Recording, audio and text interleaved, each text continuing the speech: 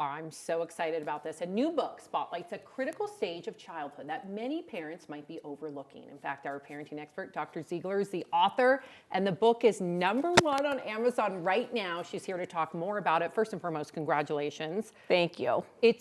I'm not surprised. It is so good. And as a mama to a 7-year-old and a 5-year-old, I've learned so much from your book. And I love that you actually script out conversations. I personally needed that.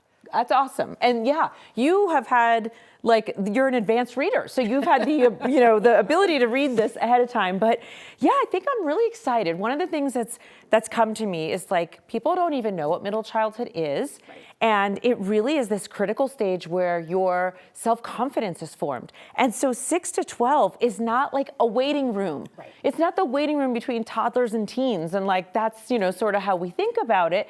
Again, from good intentions, people are like, whew, what, you want to relax? They're like, my kid's at school now. But really, because of social media and everything that's happening in our world, kids are losing play earlier, their childhoods are shorter, and puberty is happening earlier. And you address it all in the book. And again, I want our readers to understand, like, it's super digestible. It was very interesting. It's a page turner.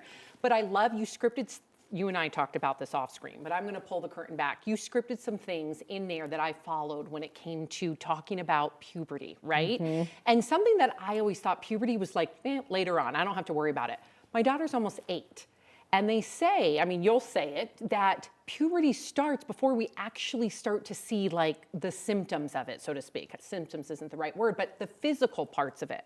So talk about that too, how it affects the brain, and sometimes those meltdowns might be something else. Yes, and that was, honestly, even for me, I've been a puberty educator for over a decade, and even for me, I was like, yeah, the line is puberty starts in the brain.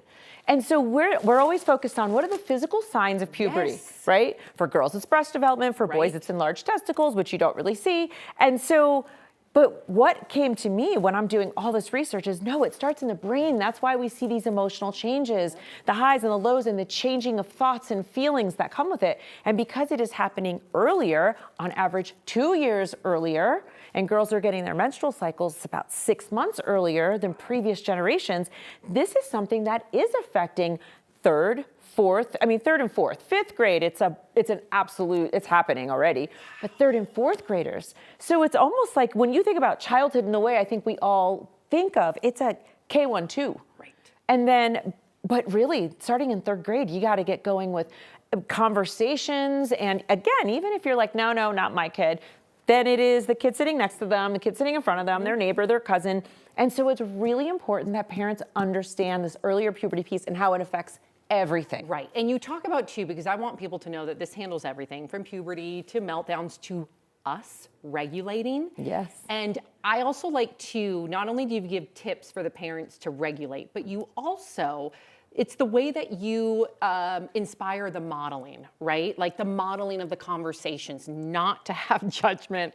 And that can be difficult, but if you don't have the judgment when you have these conversations, they will open up to you. They will. Or if you just dive into, like, hey, yeah, what YouTube video are you watching? What video game are you playing? I know as parents, we don't always want to jump into that world. We're kind of like, okay, they're doing something, even if you feel good, like 20 minutes. Yep. But take the time to get into their world, because their world is very much online and it is very much different from ours. There's some things that are similar, but there's some pretty major things that aren't. So that's really is the key, is like, I give a lot of communication tips because everything starts with communication, and you really just have to be willing to be curious. Right. Say to your kid, I don't know how that app works. I don't know what that word means. Just be curious about it. Sometimes they think it's funny. Sometimes they feel like really proud because they get to tell you, right? And just remember, this is not the forgotten years as it's been dubbed. These are the golden age of opportunity years. Well, you're changing that. And so you guys, we have an event coming up, Tattered Cover at Aspen Grove, Littleton. So it's at 6. Tickets are required for purchase. They will include a signed copy of the book. I will be there.